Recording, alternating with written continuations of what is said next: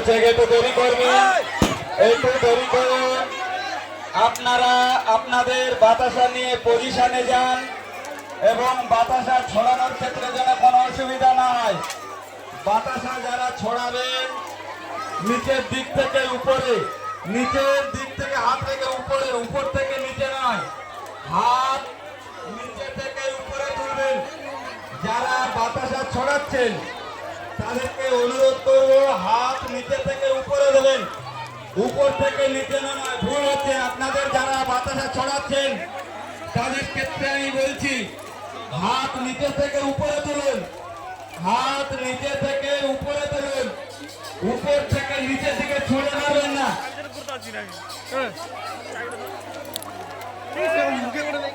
যারা হরিলুট দিচ্ছেন তাদের উদ্দেশ্যে বলছি, আপনারা হাত